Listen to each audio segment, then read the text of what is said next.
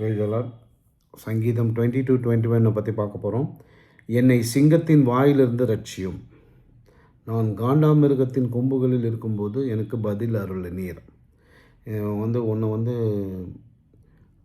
சிங்கத்தின் வாயிலிருந்து ரட்சித்துனா, சிங்கம் என்னை சாப்பிடாமல் பார்த்துக்குங்க. ஸோ இப்போ இருக்கக்கூடிய சூழ்நிலையில் இதை பேசுவோமானால், சிங்கம் போன்ற பிரச்சனைகளிலிருந்து, வாட் இஸ் சிங்கம் போன்ற பிரச்சனைகள்? லோனு, படிப்பு வரல, கார் லோனு, ஹவுசிங் லோனு, வியாபாரம் சரியாக நடக்கலை. இப்போ இருக்கிற பிரச்சனையெல்லாம் சொல்கிறேன். வியாபாரம் ஒழுங்காக நடக்கலை, மனைவி அதிகமாக கோவப்படுறாங்க, அல்லது ஹஸ்பண்ட் அதிகமாக கோவப்படுறாங்க, மனைவியால் கைவிடப்பட்டவர்கள், கணவனால் கைவிடப்பட்டவர்கள், குடும்பத்தால் கைவிடப்பட்டவர்கள், நண்பனால் கைவிடப்பட்டவர்கள், குழந்தையின்மையால் பரிதவித்து கொண்டிருப்பவர்கள், எந்த பிஸ்னஸ் பண்ணாலும் வாய்க்கலை, கைத்து செய்கிற எந்த காரியமும் ஒரு குறிப்பிட்ட நாள் கழித்து லாஸ் ஆகிடுது, எந்த தொழில் எடுத்து பண்ணுறதுனே தெரியாமல் பரிதவித்து கொண்டிருக்கிறேன். இது போன்ற விஷயங்களை பேஸ் பண்ண தான் என்னை சிங்கத்தின் வாயிலிருந்து ரட்சியும்னா, எல்லா கஷ்டத்திலிருந்தும் என்னை மீட்டெடும் ஆண்டவரே. அதற்கு என்ன ஒரே வழி? எப்போதும் வேதத்தில் தியானமாக இருக்கக்கூடிய சூழ்நிலையை நாம் உருவாக்குவோமானால், அந்த சூழ்நிலையிலிருந்து வரக்கூடிய வசனம் நமக்கு கைட் பண்ணும். அந்த வசனம் நம்மளை கைட் பண்ணும் பொழுது நாம் சோர்ந்து போகாமல் தேவனுடைய வார்த்தையினால் பலப்பட்டு நிற்போம். நம்ம சூழ்நிலை சிங்கத்தின் வாயில்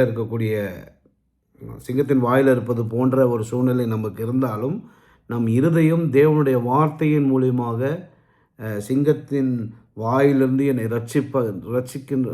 தேவன் என்னை ரட்சிப்பார் என்கின்ற அந்த விசுவாசம் சிங்க வாயில் இருக்கக்கூடிய நம்ம தலையை அப்படி வெளியே எடுக்கக்கூடிய ஒரு பவரை தேவனுடைய வார்த்தை கிரியேட் பண்ணும். எப்போதும் வேதத்தில் தியானமாக இல்லாமல் இருந்தால், இதுக்கப்புறம் இருந்து ஒவ்வொரு வசனத்தை தியானித்து சொல்லி ஃபோனில் இப்போ பைபிள் இருக்கிறதுனால நீங்கள் எங்கெல்லாம் ஃப்ரீயாக இருக்கீங்களோ அப்பொழுதெல்லாம் தேவனை நினைத்து துதித்து அவர் வார்த்தையை தியானித்து, யாருக்கும் இப்போ நல்லா பைபிள் தந்துட்டான்னா வந்துட்டாயா விசுவாசி, வந்துட்டாயா ஃப்ராடு கிறிஸ்டின் அப்படிலாம் கூட நிறைய பேர் ஊன் பண்ணுவாங்க. அதனால் அவன் வாயில் ஏன் நம்ம நிற்கணுன்ட்டு நிறைய பேர் பைபிள் எடுத்துன்னு வரதே அவாய்ட் பண்ணியிருப்பாங்க. அந்த மாதிரியான ஒரு சூழ்நிலையிலலாம் இப்போ தேவையில்லை. ஆண்டவர் ஃபோனை படைத்ததே பைபிளை கிறிஸ்தவர்கள் நல்லபடியாக படிக்க வேண்டும், அவர்கள் இஷ்டத்துக்கு என்னை துதித்து கொண்டே இருக்க வேண்டும். யூடியூப்பில் இருக்கக்கூடிய வசனங்களையும் பிரசங்கங்களையும் பைபிளையும் பில்லிங்கல் பைபிள் தான் யூஸ் பண்ணுறேன். அந்த மாதிரி ஆனால் ஒரு பிரயோஜனமாக இருக்க வேண்டும் தான் கடவுளும் மொபைலையே படித்தார். அது எப்போவுமே சாத்தான் கையில் போடும்போது அது யூடியூப்பு அது இதுன்னு மற்ற கேம்ஸு அதெல்லாம் வந்துடுச்சு.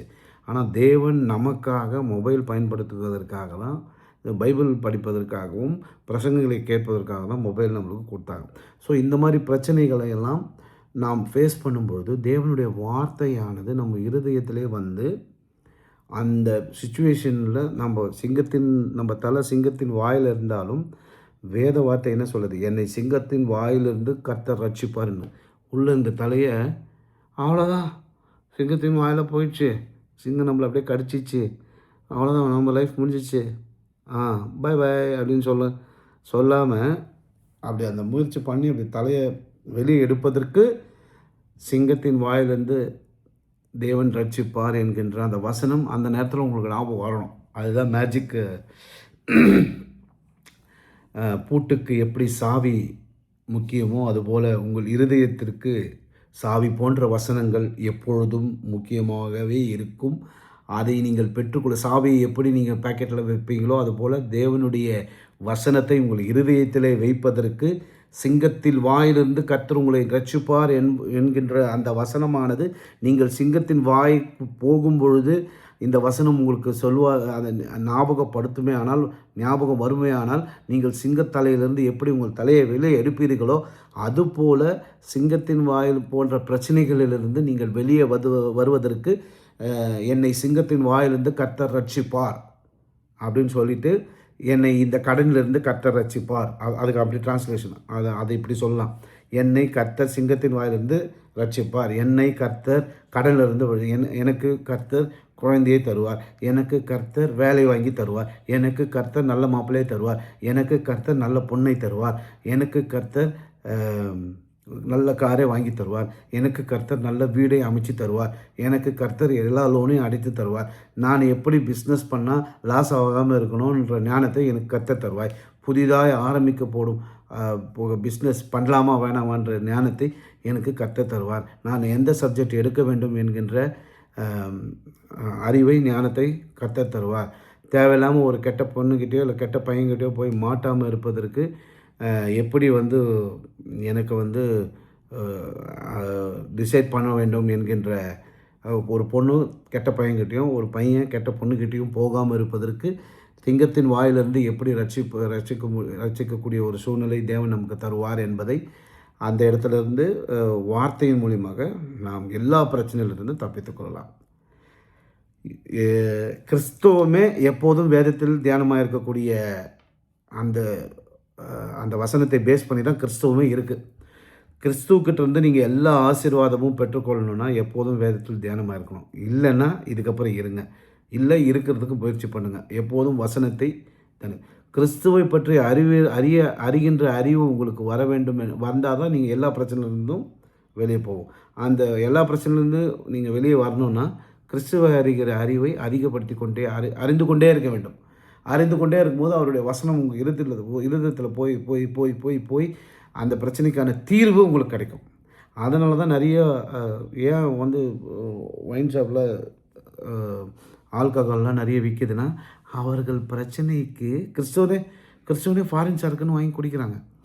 ஏன் அப்படின்னா, எப்போதும் வேதத்தில் தியானமாக இல்லை, கர்த்தருடைய வசனம் அவங்க இருதயத்தில் இல்லாததுனால அவன் ஆல்கஹாலை தேடி போகிறான், டூர் போகிறான், பைபிளை தூக்கி தொட்டு கும்பிட்டுட்டு தலைக்காணி அடியில் வச்சுட்டு தூங்கிட்டு ஒயின் ஷாப்புக்கு போகிறான், சிகரெட் பிடிக்கிறான், இல்லை அதுக்கு மேலே வேறு ஏதாவது ஒன்று இருந்தால் அதையும் போடுறாங்க.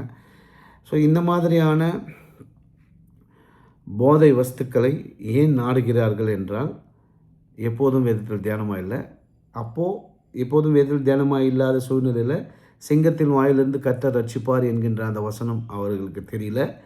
அதனால் கர்த்தர் ரசித்தாலும் கர்த்தர் அவர்கள் துன்பத்திலிருந்து கர்த்தர் காப்பாற்றினாலும் அவர்கள் எப்படி தேவன் இதிலிருந்து நம்மளை வெளியே கொண்டு என்ற வசனம் அவர்களுக்கு நினைவில்லாத காரணத்தினால் பேனு முடிச்சுட்டு அப்படியே சிங்கத்தின் வாயில் கட்சி சாப்பிட்ற வரைக்கும் வெயிட் பண்ணி தன்னுடைய தலையை கொடுத்துட்றாங்க. நான் காண்டாமிருகத்தின் கொம்புகளில் இருக்கும்போது எனக்கு பதில் அருளினீர். இவன் செகண்டை சாமியாக டிக்ளேர் பண்ணுறான் பாருங்க. ஏதோ பெரிய பிரச்சனையிலிருந்து எனக்கு பதில் கொடுத்துட்டாருன்னு முடிச்சிட்டான். என்னை சிங்கத்தில் வாயிலிருந்து ரட்சியும், நான் காண்டாமிருகத்தின் கொம்புகளில் இருக்கும்போது எனக்கு பதில் அருளினார். காண்டாமிருகம் போன்ற பிரச்சனைகள், கடனிலிருந்து விடுதலை, குழந்தையின்மையிலிருந்து விடுதலை, நோயிலிருந்து விடுதலை, பேயிலிருந்து விடுதலை, கெட்ட நண்பர்களிடத்திலிருந்து விடுதலை, புரிஞ்சுச்சிங்களா? கெட்ட பழக்கத்திலிருந்து விடுதலை, தேவன் தான் உண்மையான விடுதலை என்று அறிகிற அறிவு விடுதலை, இது போன்ற பல இருக்கும்போது எனக்கு பதில் காண்டாமிருகத்தின் கொம்புகளில் இருக்கும்போது பதில் அருளினீர். இது போன்ற பல பிரச்சனைகளிலிருந்து தேவன் பதில் அருளுவார். நீங்கள் செய்ய வேண்டியதெல்லாம் கிறிஸ்தவராக மாறி ஞானஸ்தானம் எடுத்து விட்டு வந்த உடனே ஏசப்பா உங்களை எல்லாமே உதவி செய்ய மாட்டார்.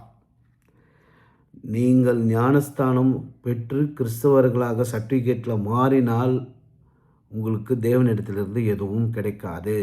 இது மதம் அல்ல, கர்த்தருடைய அன்பு. அன்பை கொடுத்து அன்பை பெற்றுக்கொள்ள முடியும்.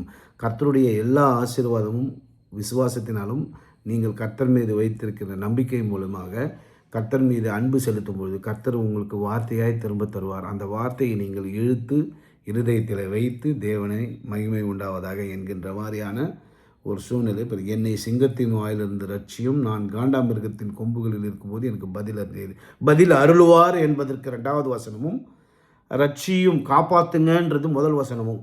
அதான் ஷார்ட் ஃபார்மாக என்னை சிங்கத்தின் 22-21 என்னை சிங்கத்தின் வாயிலிருந்து ரட்சியும், அதாவது எந்த பிரச்சனை வந்தாலும் என்னை காப்பாற்றுங்கன்றவர். நான் காண்டாமிருகத்தின் கொம்புகளில் இருக்கும்போது எனக்கு பதில் அருளினீர். ஃபைனலைஸ் பண்ணிட்டாரு. பதில் அருளு நீர் ஆன்சர் கொடுத்துட்டாரு.